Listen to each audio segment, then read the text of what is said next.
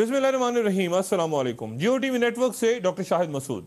बावजूद इस हकीकत के कि हमारे हुक्मरान तबके ने गुजरे 60 बरसों में कौम को हद दर्जे मायूस किया है और वो दायरों के सफर और इक्तदार की म्यूजिकल चेयर्स पर बारी बारी बराजमा होते चेहरों के तस्करे से बेजार, लेकिन शायद सिर्फ इसलिए इसमें दिलचस्पी रखते हैं कि उनकी अब तक की खानिमा बर्बादी के बाद अब फिर यही सब एक बार फिर उनका, उनकी अगली नस्लों का, कौम का और वतन अजीज का मुस्तकबिल तय करने जा रहे हैं।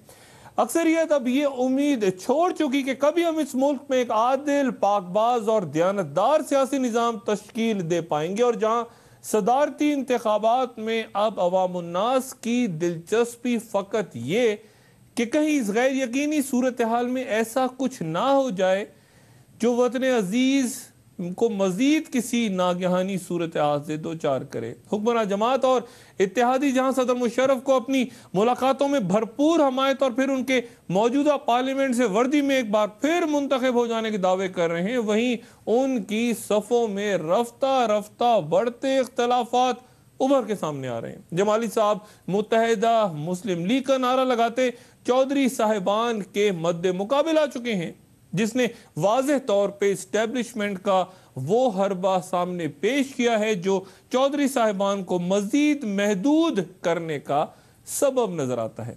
सदर मुशर्रफ ने कराची में एमकेएम और मुस्लिम लीग पगारा ग्रुप से मुलाकातों में भी कहीं हुक्मरान मुस्लिम लीग वालों को शामिल करना यूं मुनासिब तसव्वुर नहीं किया कि ये वो दीगर जमातें हैं जो बजाय चौधरी साहिबान से अलग थलग सदर साहब की कुव्वत का जवाज हैं, और सदर मुशर्रफ उनसे उसी तरह अलग मामला तय कर रहे हैं जिस तरह पीपल्स पार्टी से वो अबू धाबी करके आए हैं।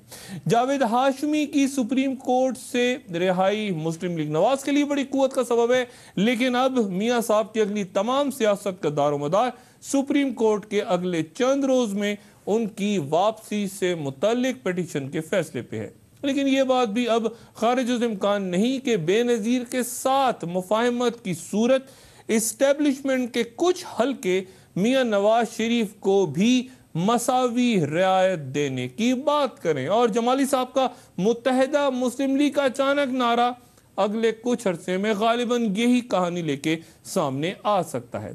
सदर मुशर्रफ बज़ाहिर अब पुरसकून नजर आ रहे हैं, कम से कम उनके मीडिया पर मनाजिर कुछ ऐसा ही बयान कर रहे हैं, लेकिन उनके इत्तेहादी और मुखालिफ परेशान या पुरुमीद हैं। आज के प्रोग्राम में एक बार फिर सुप्रीम कोर्ट के साबिक जज और सिंध हाई कोर्ट के साबिक chief justice retired Nasir Aslam Zahid sahab और उनके साथ साबिक ब्यूरोक्रेट रुईदाद खान साहब से गुफ्तगू करूंगा, और उनसे कुछ सवाल पूछने के बाद फिर हम आपकी ईमेल्स का भी चाहेंगे कि यही शख्सियात ईमेल्स और टेलीफोन का भी जवाब दें। आप दोनों शख्सियात का बहुत शुक्रिया तशरीफ आवरी का। जस्टिस साहब, सूरत हाल ये है कि हुकूमत ने वाज़ेह तौर पे कह दिया कि सदर मुशर्रफ यूनिफॉर्म में इसी असेंबली से रीइलेक्ट होंगे 15 सितंबर 15 अक्टूबर के दरमियान। मोहतरमा कह रही हैं कि मैं चैलेंज करूंगी कोर्ट में, या रिजाइन करेंगे हम असेंबली से, या बाइकआउट करेंगे। फैसला नहीं किया, अक्टूबर में वो वापस आने की बात करी। उससे पहले गालिबन प्रेसिडेंट के इलेक्शंस की डेट्स आ रही हैं कि जिस सितंबर में किसी वक्त हो जाएगा, 15 सितंबर से ऑनवर्ड्स। क्यों हुकूमत कह रही है जोर दे के कि सदर मुशर्रफ री इलेक्ट होंगे दोबारा यूनिफॉर्म में, और कॉन्स्टिट्यूशनल अमेंडमेंट्स भी नहीं आएंगे, यानी तरमीम के बगैर वो इलेक्ट हो जाएंगे? क्या कहता है कानून और आइन? कोई नुक्ता ऐसा निकलता है जो हुकूमत को इस कदर एतमाद बख्श रहा है इन बयानात के लिए? देखिए, 2 आर्टिकल्स हैं, मैं उसकी तवज्जो आपकी तरफ दिलाना चाहता हूँ, और वो उन 2 आर्टिकल से ये सारी बात जो है साफ़ हो जाएगी। और जैसे शेख रशीद साहब ने कहा है कि प्रेसिडेंट साहब ने एक जहन बना लिया है अपना वर्दी के मुतालिक, तो उस पर भी मेरा ख्याल है काफ़ी रोशनी इन 2 आर्टिकल से नज़र आ जाएगी। एक तो है आर्टिकल 63 और दूसरा है आर्टिकल 43। अब कॉन्स्टिट्यूशन ये कहता है कि प्रेसिडेंट साहब अगर वो प्रेसिडेंट के लिए कोई लड़ता है तो उसको मुसलमान होना चाहिए, 45 साल का होना चाहिए, और वो क्वालिफाइड हो MNA बनने के लिए। ये 3 कंडीशंस हैं। अब MNA बनने के लिए क्वालिफिकेशंस जो हैं वो 62 हैं आर्टिकल 62 में, और डिसक्वालिफिकेशंस जो हैं वो आर्टिकल 63 में हैं।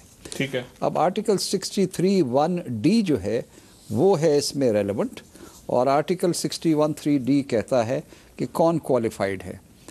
कहता है कि he holds an office of profit in the service of Pakistan other than an office declared by law not to disqualify its holder.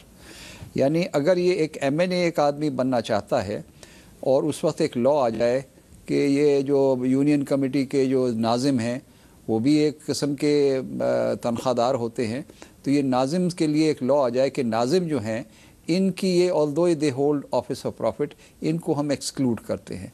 तो ये आर्टिकल 63(1)D जो है वो इसकी इजाज़त देता है कि a person is disqualified if he holds an office of profit in the service of Pakistan other than an office declared by law not to disqualify. तो ये तो रोक रहा है प्रेसिडेंट को, ये तो रोक रहा है। नहीं, ये तो रोक रहा है other than an office declared by law। अगर एक लॉ आ जाए ऑर्डिनरी, ठीक है, जैसा इन्होंने, और उसमें ये लिखा हो कि चीफ ऑफ स्टाफ जो है लॉ आ जाए, तरमीम ना आए, नहीं लॉ नहीं, कॉन्स्टिट्यूशन, इसमें लिखा है other than law, by law लिखा हुआ है।